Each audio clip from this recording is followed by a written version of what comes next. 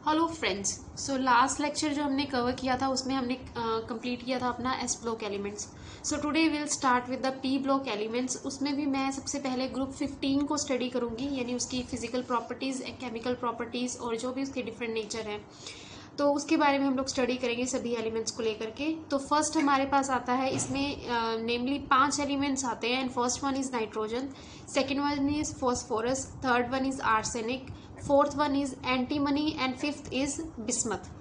अगर आप इनकी electronic configuration, general electronic configuration of the group पे ध्यान दें तो आप पाएंगे तो इनका जनरल इलेक्ट्रॉनिक कॉन्फ़िगरेशन वो है NS2NP3। अगर आप यहाँ देखें, नाइट्रोजन की बात करते हैं जिसका एटॉमिक नंबर 7 होता है, और अगर मैं इसका इलेक्ट्रॉनिक कॉन्फ़िगरेशन लिखती हूँ तो मेरे पास क्या आ रहा है, सेम यही टाइप आ रहा है 2s2 2p3, यानी जनरल कॉन्फ़िगरेशन ये क्या बन रहा है again NS2NP3। Same here for the phosphorus जिसका एटॉमिक नंबर 15 है, उसका भी जो इलेक्ट्रॉनिक कॉन्फ़िगरेशन है जनरली वो क्या बनता है 3s2 3p3। यानी अगर हम पूरे ग्रुप को ही देखें तो सेम तरह का एक ट्रेंड जो है वो फॉलो कर रहे हैं। जैसे आर्सेनिक के लिए 4s2 4p3 and same is for antimony and bismuth as well. तो इनका हम कह सकते हैं कि जो पूरा ग्रुप है उसका जो जनरल इलेक्ट्रॉनिक कॉन्फ़िगरेशन है वो कितना है NS2NP3। अब नेक्स्ट जो बात आती है इन एलिमेंट्स के नेचर की, अगर मैं ध्यान दूं in the starting of the group जो हमारे पास है वो है नाइट्रोजन एंड फॉस्फोरस। ये दोनों एलिमेंट क्या है, नॉन मेटलिक इन नेचर हैं, they both are non metals. उसके बाद जैसे जैसे आप ग्रुप के नीचे आते हो तो आप देखोगे आर्सेनिक और जो एंटीमनी है, ठीक है, Sb, वो आपके क्या है मेटलॉइड्स हैं, यानी मेटल और नॉन मेटल दोनों की प्रॉपर्टी वो थोड़ी थोड़ी शो करते हैं। नेक्स्ट अगर आप आते हो बिस्मथ के ऊपर तो ये क्या है, प्योरली मेटलिक है। यानी हम अगर बात करें तो हम ये कह सकते हैं कि as we are moving down the group metallic character goes on increasing. जैसे जैसे हम ग्रुप में नीचे आते हैं फ्रॉम नाइट्रोजन टू बिस्मथ, हम देखते हैं कि जो मेटलिक कैरेक्टर है वो क्या डाउन द ग्रुप इंक्रीज हो रहा है। ठीक, तो ये तो आपके पास था general introduction about the elements present in P block और इन ग्रुप 15। नेक्स्ट आती है अब इनकी फिजिकल प्रॉपर्टीज। फिजिकल प्रॉपर्टीज में सबसे पहले हम बात करते हैं साइज की। एटॉमिक साइज जो हम किस फॉर्म में मेजर करते हैं, एटॉमिक रेडियस की फॉर्म में मेजर करते हैं। तो हम देखेंगे as we are moving down the group जो एटॉमिक रेडियस है वो क्या कर रहा है, इंक्रीज कर रहा है। बट हम देखेंगे जो ये इंक्रीज है एटॉमिक रेडियस के अंदर वो N2P यानी नाइट्रोजन से फॉस्फोरस तक बहुत मतलब ज़्यादा है, लार्ज इंक्रीज है एकदम। पर उसके बाद क्या है, ये जो इंक्रीज है वो थोड़ा ग्रेजुअल होता चला जाता है, कहाँ से कहाँ, एंटीमनी टू बिस्मथ। तो यहाँ आप देख सकते हैं डाउन द ग्रुप जो नाइट्रोजन था उसका जो पिकोमीटर के अंदर ये एटॉमिक रेडियस हमने मेजर किया है वो कितना है 70 है। जैसे ही आप you are moving down the group phosphorus की बात करो तो ये 110 होगा, है ना। उसके बाद आर्सेनिक की बात करते हैं तो ये 121 है। ऐसे ही ये क्या कर रहा है, ग्रेजुअल इंक्रीज शो कर रहा है as we are moving down the group. तो अब तक हमने दो बातें स्टडी की कि एटॉमिक साइज क्या करता है, इंक्रीज करता है as we are moving down the group. Second one क्या था हमारा, मेटेलिक कैरेक्टर इंक्रीज करता है as we are moving down the group in group 15। Third जो हमारा पॉइंट आता है वो क्या है, आयनाइजेशन एंथैल्पी। अब जो ये ग्रुप 15 की जो आयनाइजेशन इंथैल्पी है वो क्या होती है, हायर होती है corresponding to the members of group 14। यानी कि हमें आयनाइजेशन इंथैल्पी क्या बताती है कि energy required to remove the most loosely bound outer most electron. किसी भी आउटर मोस्ट इलेक्ट्रॉन को फ्री करने के लिए जितनी एनर्जी हमें सप्लाई करनी पड़ती है उस एनर्जी को हम लोग क्या बोलते हैं, आयनाइजेशन इंथैल्पी। तो अगर हम ग्रुप 15 और 14 की आयनाइजेशन इंथैल्पीज को कंपेयर करते हैं तो हम ये पाएंगे कि जो ग्रुप 15 है हमारा, जिसे हम प्रेजेंटली स्टडी कर रहे हैं, उसकी आयनाइजेशन इंथैल्पी क्या है, ज़्यादा है as compare to that of the group 14। तो अब ये देखते हैं अब इस रीज़न क्या है इसका। अगर आप ध्यान दें जनरल इलेक्ट्रॉनिक कॉन्फ़िगरेशन के ऊपर तो आप पाएंगे कि जो ग्रुप 14 है वो कोई सिमिट्री नहीं शो कर रहा है ना। तो मतलब ऐसे NS2NP2 उसका जो है जनरल इलेक्ट्रॉनिक कॉन्फ़िगरेशन होता है, लेकिन जैसे ही आप क्या करते हो ग्रुप 15 में मूव करते हो तो उसका जो इलेक्ट्रॉनिक कॉन्फ़िगरेशन है जनरली वो क्या है, NS2NP3। और अब आप जो ध्यान देने लायक है बात है वो कहाँ पे है, ये हाँ NP3 में। अगर आप देखें तो ये जो p ऑर्बिटल है इसका क्या है, एग्जैक्टली हाफ फील्ड है। एक प्रॉपर सिमिट्री इसके अंदर है। जो हाफ फील्ड होते हैं वो क्या होते हैं, ज़्यादा स्टेबल होते हैं। या तो फुली फील्ड हो आपका कॉन्फ़िगरेशन, शेल जोन सी है है ना, या फिर हाफ फील्ड हो, तो उस तरह के इलेक्ट्रॉनिक कॉन्फ़िगरेशन को हम ज़्यादा स्टेबल मानते हैं। और जब एलिमेंट आपका ज़्यादा स्टेबिलिटी को फेवर करता है तो क्या होगा, जो इलेक्ट्रॉन रिमूव करना हमारे लिए ईजी नहीं होगा, हमें ज़्यादा एफर्ट्स डालने पड़ेंगे, हमें क्या करना पड़ेगा, ज़्यादा एनर्जी सप्लाई करनी पड़ेगी इलेक्ट्रॉन्स को अनबाउंड करने के लिए। तो इसीलिए, लेकिन ग्रुप 14 के अंदर ऐसा कुछ नहीं है, वहाँ कोई सिमिट्री नहीं है, कोई हाफ फील्ड या फुली फील्ड का कोई कॉन्सेप्ट नहीं है। रेंडमली बस दो जो इलेक्ट्रॉन्स हैं वो अरेंज्ड हैं पी शेल के अंदर आपकी। तो इसीलिए यहाँ पे सिमिट्री या नहीं होने के कारण क्या है, जो आयनाइजेशन इंथैल्पी है क्या है, लोअर है।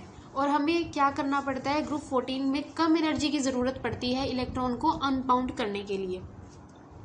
अब उसमें भी क्या है, अब हमने तो अभी जनरल आयनाइजेशन इंथैल्पी की बात की थी, फर्स्ट आयनाइजेशन इंथैल्पी की। अगर हमें सक्सेसिवली क्या बात करते हैं, second and third ionization enthalpy, यानी हमने आउटर मोस्ट फर्स्ट इलेक्ट्रॉन तो निकाल लिया, उसके बाद हम देख रहे हैं कि सेकेंड इलेक्ट्रॉन को निकालने के लिए कितनी एनर्जी चाहिए, थर्ड को निकालने के लिए कितनी एनर्जी चाहिए। तो हम देखेंगे कि जैसे जैसे आपकी जो आयनाइजेशन इंथैल्पीज बढ़ती जा रही हैं ग्रुप 15 के लिए, वो क्या है, हायर है, यानी फर्स्ट इलेक्ट्रॉन को निकालने के लिए आपको थोड़ी कम एनर्जी सप्लाई करनी पड़ेगी। अगर आप सेकेंड आउटर मोस्ट इलेक्ट्रॉन पर मूव करते हैं, उसे निकालने की कोशिश करते हैं, तो आपको क्या है, एनर्जी थोड़ी ज़्यादा प्रोवाइड करनी पड़ेगी फर्स्ट के मुकाबले। और उसी तरह again if we are moving towards the third electron, अगर आप थर्ड इलेक्ट्रॉन को रिमूव करते हैं आउटर मोस्ट से, तो आपको और ज़्यादा एनर्जी देनी पड़ेगी, क्योंकि आप देख सकते हैं यहाँ इस ट्रेंड को कि जो आयनाइजेशन इंथैल्पी है वो क्या कर रही है, इंक्रीज कर रही है। ठीक, यहाँ जो H1, H2, H3 है वो किसको डिपिक्ट कर रहा है, वो second, third, first ionization enthalpy को डिपिक्ट कर रहा है।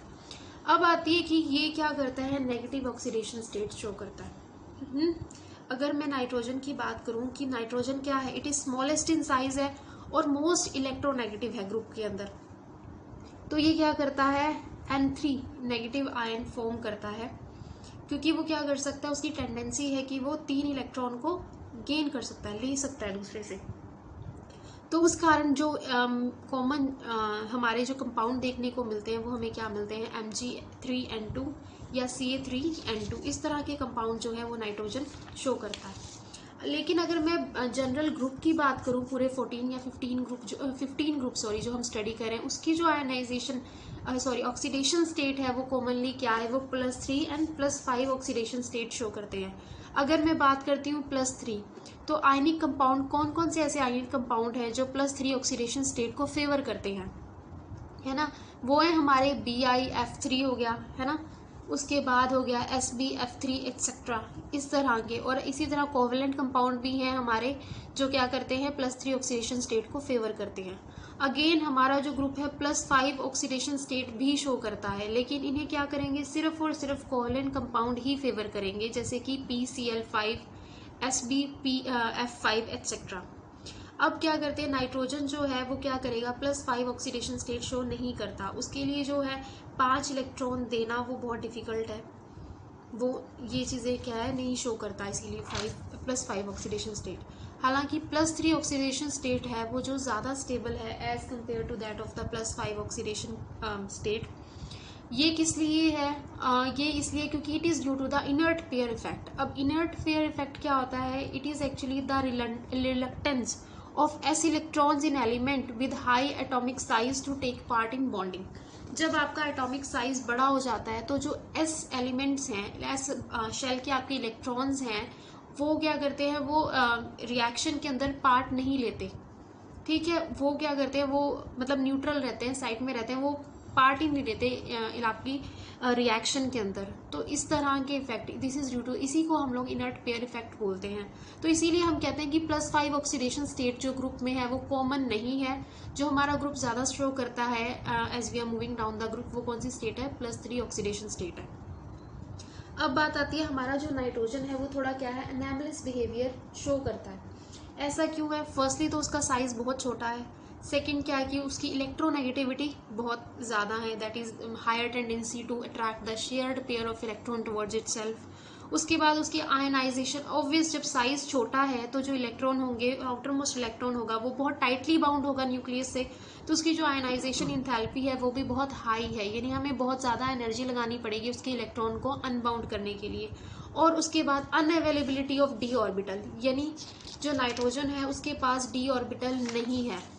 तो अब क्या कर सकते हैं, उसकी कुछ और इनैमलेस बिहेवियर हमारे एन के हैं। वो क्या है कि जो नाइट्रोजन है वो पी पाई बॉन्ड बनाता है खुद के साथ ही, and also with other elements. किस किस के साथ? कार्बन के साथ और ऑक्सीजन के साथ। आपने देखा होगा कि जो दो डाई नाइट्राइड, जो हमारे पास डाई नाइट्रोजन होती है उसमें क्या होता है, ट्रिपल बॉन्ड प्रेजेंट होता है, और उसकी जो बॉन्ड एंथैल्पी है वो भी काफ़ी हायर होती है, दैट इज 941.4 किलो जूल पर मोल। जहाँ की हमारे जो उनसे फॉस्फोरस है ना, एंटीमनी, बिस्मथ है, ये क्या करते हैं, ये सिर्फ सिंगल बॉन्ड फॉर्म करते हैं। अगर हम बात करते हैं नाइट्रोजन नाइट्रोजन सिंगल बॉन्ड की, तो ये क्या होता है, ये वीकर बॉन्ड होता है as compare to the phosphorus P के सिंगल बॉन्ड के। क्यों? क्योंकि जो कैटिनेशन प्रॉपर्टी या टेंडेंसी है वो नाइट्रोजन की बहुत पुअर है, बहुत वीक है। अब कैटिनेशन टेंडेंसी तो आप सबको पता है क्या होती है, क्योंकि हम कहते हैं कि कार्बन की कैटिनेशन प्रॉपर्टी बहुत अच्छी है, that is self linking property. क्योंकि कार्बन क्या है, वो मतलब कि चार अपनी सेल्फ लिंकिंग उसकी जो प्रॉपर्टी है, खुद के साथ ही जो बहुत अच्छा और स्ट्रॉन्गर बॉन्ड बनाता है। लेकिन जो हमारा नाइट्रोजन है उसकी जो सेल्फ लिंकिंग प्रॉपर्टी है, कैटिनेशन टेंडेंसी है, वो बहुत ही वीक है। वो एक नाइट्रोजन दूसरे नाइट्रोजन के साथ बहुत ही वीकर बॉन्ड फॉर्म करता है। अब बात आती है कि हम उसकी केमिकल प्रॉपर्टीज के बारे में हम थोड़ा स्टडी करते हैं ग्रुप 15 की। फर्स्ट है रिएक्टिविटी टुवर्ड्स हाइड्रोजन।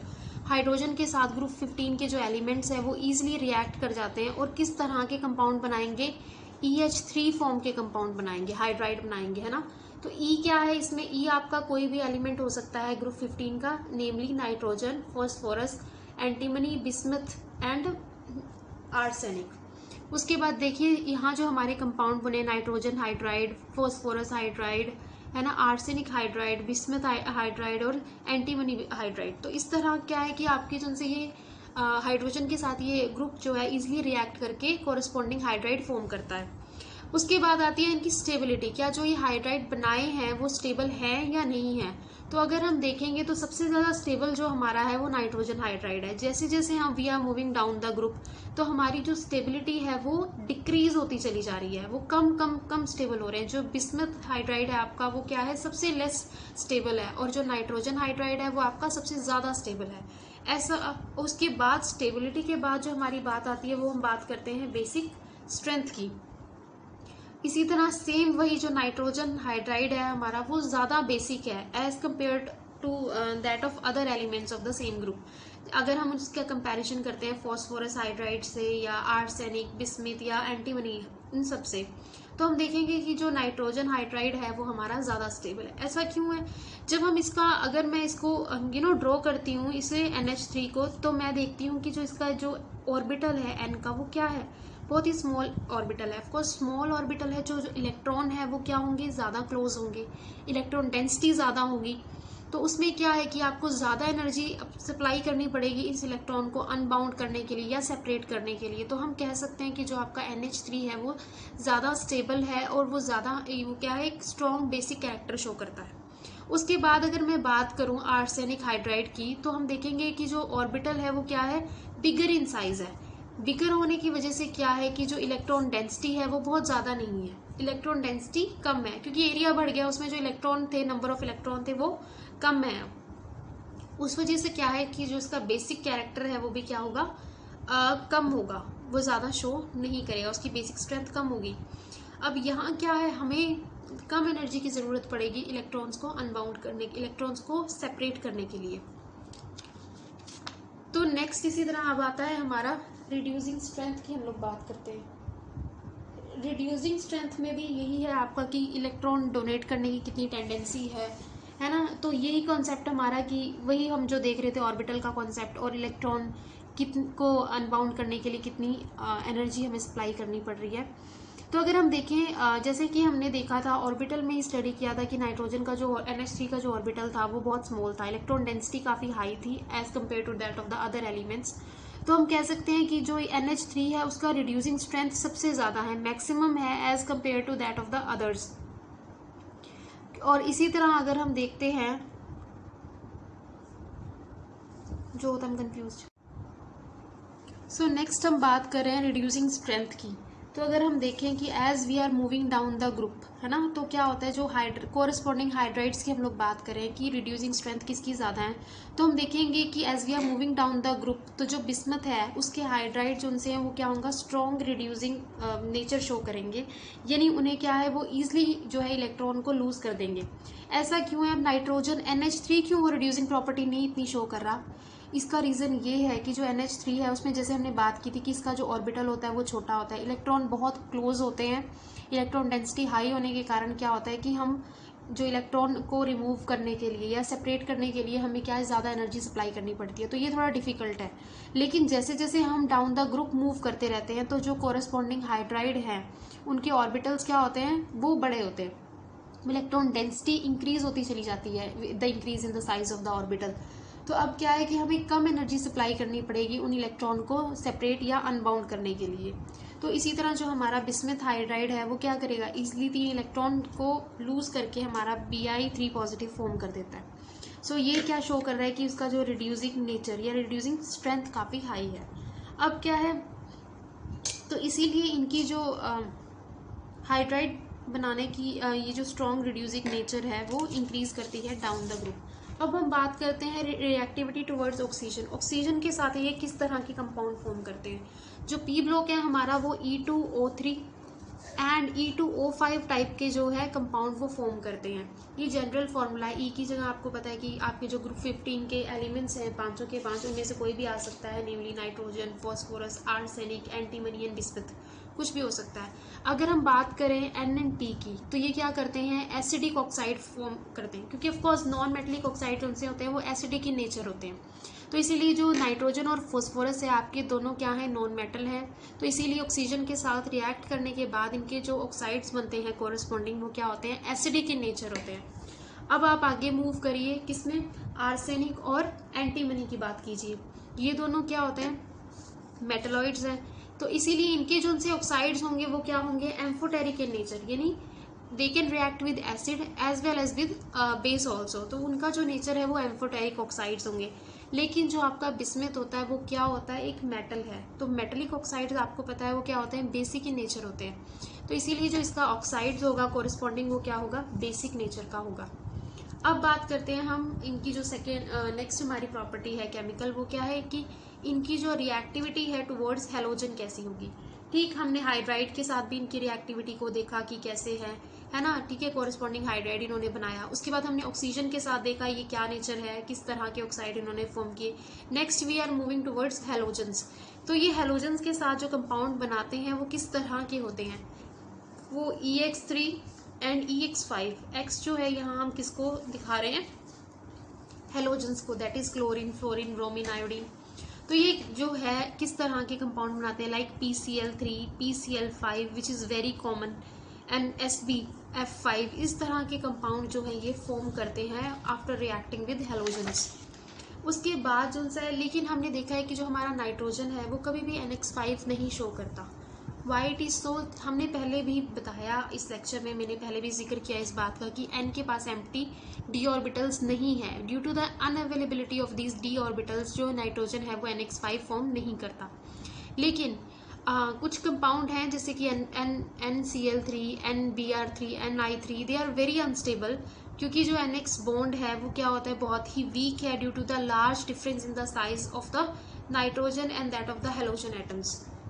तो यानी आप एक तरह से मान के चल सकते हो कि जो नाइट्रोजन और हेलोजन है उनकी रिएक्शंस पॉसिबल नहीं है। एक तो उनमें साइज का डिफरेंस बहुत ज़्यादा है, सेकेंडली N के पास एम्प्टी d ऑर्बिटल नहीं है जिसकी मदद से वो क्या कर सके, बॉन्ड बना सके। तो हम कह सकते हैं कि इनके बीच में बॉन्डिंग होती ही नहीं, और जो कंपाउंड अगर बनते भी हैं वो बहुत ही अनस्टेबल बनते हैं। नेक्स्ट अगर हम बात करें कि नाइट्रोजन और फ्लोरीन की, ये जो है स्टेबल होते हैं क्योंकि इनका जो साइज है वो कंपैरेबल होता है, और जो आपका N और F बॉन्ड है इसीलिए वो क्या बनता है, स्ट्रॉन्ग बनता है। तो सिर्फ NF3 ही हमारा जो कंपाउंड है वो क्या है, स्टेबल है। बाकी सभी हेलोजन और नाइट्रोजन के कंपाउंड जो हैं वो अनस्टेबल हैं। अब जो हमारा एक और कंपाउंड जिसकी बात हम कर रहे हैं वो क्या है, डाई नाइट्रोजन की हम लोग बात करते हैं। तो आपको पता है डाई नाइट्रोजन बनाने के लिए क्या होता है, दोनों नाइट्रोजन के बीच में ट्रिपल बॉन्ड प्रेजेंट होता है। तो ये इसे कमर्शियली अगर आपने बनाना है तो कैसे बनाएंगे? देखिए, आपको पता है कि जो नाइट्रोजन है वो सबसे ज़्यादा कहाँ प्रेजेंट है? हमारी एयर के अंदर। अबाउट 78% जो सी एयर में क्या है, आपकी नाइट्रोजन प्रेजेंट है। तो अगर मैं सोचूं कि मुझे नाइट्रोजन बनानी है कमर्शियली, तो हम क्या कर सकते हैं? हमें पता है कि एयर एक मिक्सचर है और इसके डिफरेंट कंपोनेंट्स को अलग किया जा सकता है थ्रू सम प्रोसेस। और वो प्रोसेस क्या है? वो प्रोसेस है कि आप एयर को पहले लिक्विफाई करते हो और फिर थ्रू फ्रैक्शनल डिस्टिलेशन उसके सभी कंपोनेंट्स को अलग कर सकते हो, और थ्रू फ्रैक्शनल डिस्टिलेशन ही आप नाइट्रोजन को भी अलग कर सकते हो एयर से, और आपको जो नाइट्रोजन है वो मिल जाएगी। इसका बॉइलिंग पॉइंट कितना होता है नाइट्रोजन का? वो होता है अबाउट 77.2 केल्विन। और अगर इसी चीज़ को आपने लैब में फॉर्म करना है by some other method through chemicals, तो आप क्या कर सकते हो? With the help of barium azide इसको आप नाइट्रोजन, डाई नाइट्रोजन क्या है, फॉर्म कर सकते हो ब्रेक करके। ठीक, तो इस तरह क्या है कि ये तो आपकी क्या होगी, कमर्शियल प्रेपरेशंस होगी किसकी? डाई नाइट्रोजन की। अब नेक्स्ट आता है प्रॉपर्टीज क्या होती है डाई नाइट्रोजन की। डाई नाइट्रोजन जो सी है वो कलरलेस होती है, ऑर्डरलेस होती है, टेस्टलेस होती है और नॉन टॉक्सिक गैस होती है। It is gaseous in form. और जो नाइट्रोजन के अगर आप बात करें तो दो तरह के स्टेबल आइसोटोप देखने को मिलते हैं। That is one is N14 and second one is N15। उसके बाद जो N2 है यानी डाई नाइट्रोजन है वो क्या है, आपकी इनर्ट है रूम टेम्परेचर पे due to the high bond enthalpy of N2 के बीच में जो क्या है ट्रिपल बॉन्ड होता है, काफ़ी स्ट्रॉन्ग होता है। ऑफकोर्स हाई इंथैल्पी है, उसे तोड़ने के लिए बहुत ज़्यादा एनर्जी की हमें रिक्वायरमेंट है। तो इसीलिए जो आपका N2 है वो it is quite stable and strong, उसे इजिली नहीं तोड़ा जा सकता, तो इसीलिए क्या है, काफ़ी स्टेबल है। उसके बाद आते हैं थर्ड हमारे पास जिसके यूजेस क्या हैं। ठीक है, सबसे पहले अमोनिया बनाने के लिए, NH3 बनाने के लिए हम इसका यूज़ करते हैं। ठीक है, और उसके बाद हम कहाँ हैं, कैल्शियम साइनामाइड में इसका यूज़ करते हैं। उसके बाद सेकंड जो इसका यूज़ है, it is providing inert atmosphere in iron and steel industries के अंदर हम इसको यूज़ करते हैं to provide the inert atmosphere. उसके बाद जो लिक्विड नाइट्रोजन है वो क्या होता है, एज अ रेफ्रिजरेंट भी काम करती है। आपको पता है जो लिक्विड नाइट्रोजन का टेम्परेचर होता है वो बहुत ही लो होता है, शायद सबसे ठंडी मानी जाती है ये लिक्विड नाइट्रोजन।